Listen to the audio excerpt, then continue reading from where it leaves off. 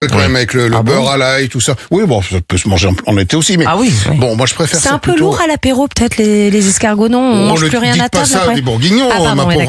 Sinon, vous prenez un petit caclon de 6. Oui, un petit caclon de 6. Ça se mange toute l'année, vous êtes d'accord? Mais ça se mange toute l'année, évidemment. Cargolade dans les Pyrénées-Orientales. Exactement.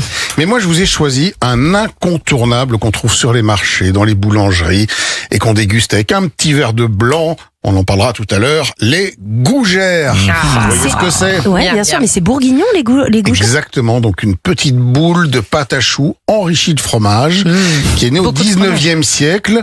Alors, on la servait traditionnellement lors des vendanges, comme en cas ou dans le cadre des dégustations de vin pour donner un petit peu de consistance. Pour absorber, oui.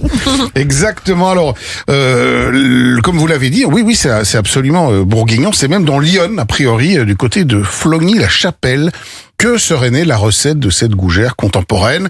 Le secret, c'est assez simple, c'est une pâte à choux dans laquelle on incorpore du fromage râpé. Alors traditionnellement du comté ou du gruyère, mais en Bourgogne, on peut utiliser aussi de l'époisse. Magnifique fromage. Et pourquoi pas, bien sûr. Du village éponyme. Mais attendez, l'époisse, ça doit fondre beaucoup dans la gougère parce que c'est un fromage plutôt mou. Exactement, ça fond, mais ça parfume la gougère d'une manière incroyable. Et là, j'ai une adresse à vous donner justement à Époisse, si vous vous arrêtez à côté du château. Il y a une boulangerie qui fait des gougères à l'époisse absolument fantastiques. On peut aussi ajouter du sous-matrin, pourquoi pas. Mais moi, je vous donnerai ma recette dans un instant, puis on va les déguster. Et avec quoi est-ce qu'on mange les gougères? Avec un petit coup de blanc. Et ouais. Petit aligoté, non? Et ben voilà, exactement. Je vous parle de ce cépage qui est moins connu que le chardonnay, évidemment, mais pourtant tout aussi intéressant et qui a le vent en poupe en ce moment. C'est 6% de la production des blancs à peu près en Bourgogne.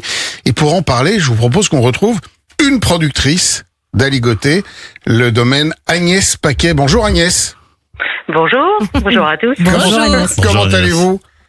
Très bien, ravi d'être avec vous. Eh ben écoutez, 12h18, c'est le coup de l'aligoté, non?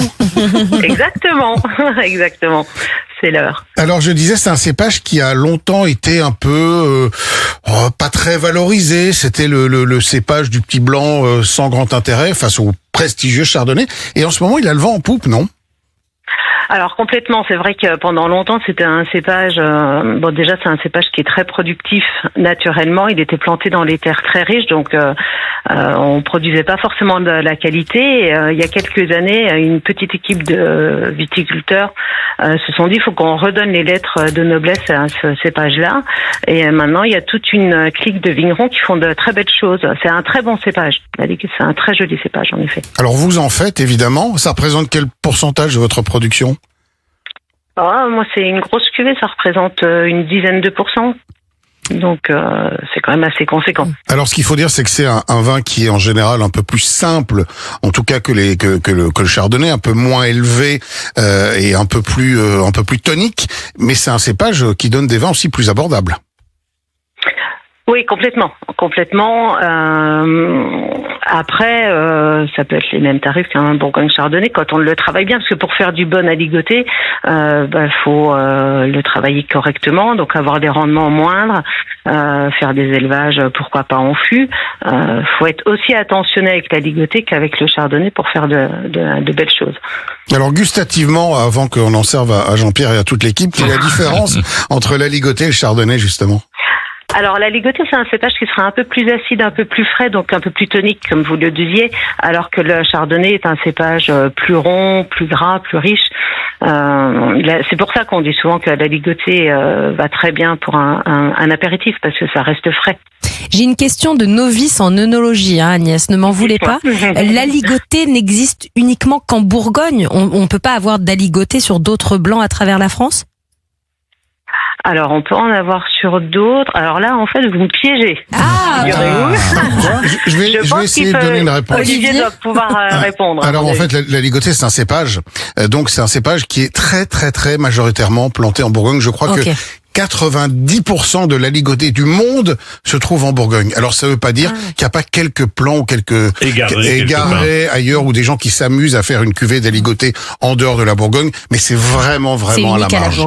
Oui, c'est un cépage traditionnel de Bourgogne qui s'est fait dépasser par le prestige du chardonnay, qui, il faut bien le dire, on l'expliquait tout à l'heure, a donné des vins plus raffinés. Oui, mais la ligotée est en train de reprendre ses lettres de noblesse. Donc c'est vraiment chouette. Et on sent vraiment les clients ont envie aujourd'hui de redécouvrir ce cépage. Donc ça nous fait vraiment plaisir. Et il faut le redécouvrir, vous avez raison. C'est aussi un cépage qui exprime un terroir, parce qu'en Bourgogne, la force, c'est quand même ces fameux climats qui sont classés au patrimoine mondial de l'UNESCO. Donc il y a une notion de terroir aussi derrière la ligotée. Et on peut aussi être surpris par la capacité de vieillissement de la ligotée. C'est pas qu'un vin qu'on boit à l'apéro dans la première année de production. C'est un vin qu'on peut oublier en cave. Complètement, à la rigueur presque plus qu'un chardonnay, parce que les vins blancs vieillissent grâce notamment à leurs acidités, et comme l'acidité de la ligotée est supérieure à celui du chardonnay, il vieillira très bien. Et moi j'ai une expérience une fois. J'ai retrouvé un Bourgogne Chardonnay 2003 qui est un Bourgogne à ligotée, 2003, donc qui est un millésime chaud, donc qui logiquement aurait pas pu se garder très longtemps. Et c'était peut-être en 2020, et j'ai ouvert la bouteille d'un confrère. C'était pas de chez moi, c'était un vin extraordinaire. Donc non, si vous les gardez, vous pouvez complètement. Et il faut bien reconnaître que le réchauffement climatique est plutôt favorable à la ligotée. Tout à fait. Ouais. Le chardonnay est un cépage qui aime pas trop la chaleur. La ligotée la supporte plus. Donc je pense que les années à venir seront complètement favorables pour ce cépage, c'est clair. Alors il aime la chaleur, la ligotée, Agnès, mais on le sert à combien de degrés? Parce que c'est vrai que la ligotée, moi j'aime bien le boire très frais. Que la bouteille est passée beaucoup de temps au frigo. Est-ce que je fais une erreur ou pas? Si vous le buvez trop frais, il n'exprimera pas la totalité des arômes qu'il puisse exprimer. Maintenant, servez-le frais et puis il va réchauffer très vite dans votre verre. Ah, très bien. Okay. Ne le servez pas à 6 ou 7, mais servez-le plutôt à 12, 13 et puis ça réchauffera tranquillement. On ne boit aucun vin glace, ma chère Alissa, parce que sinon, effectivement, ça bloque un peu les goûts. Et alors, par pitié, pas de glaçons, ni dans la ligotée, ni dans aucun vin que ce soit, d'ailleurs. Vous n'aimez pas le rosé piscine? Non, disons que le maître du glaçon dans du vin, ça revient à mettre de l'eau dedans, puisqu'une fois que le glaçon a fondu. Ça revient à saccager notre travail. Exactement. J'ai une dernière petite question. Avec le climat là qui fait depuis un mois, les semaines de canicule qui s'enchaînent, comment va la vigne en Bourgogne et notamment la ligotée? La vigne commence de souffrir. Les jeunes vignes plus que les vieilles vignes. Il faut absolument qu'on ait de la pluie. Donc ici on est soulagé, on a eu un petit peu de pluie hier, on nous en annonce ce soir encore. Donc si la pluie revient, ça ira. Si elle revient pas, ça va être très très compliqué. De la pluie et évidemment pas de grêle, croisons les doigts. Évidemment. Bien évidemment. Merci beaucoup Agnès. Merci. C'est moi, merci beaucoup. La ligotée est au frais, je le débouche et j'apporte la bouteille à toute l'équipe dans quelques minutes. Dépêchez-vous. Merci beaucoup Agnès. Merci Agnès. C'est l'heure de jouer peut-être, non? Au revoir, à bientôt. C'est l'heure de jouer, c'est parti.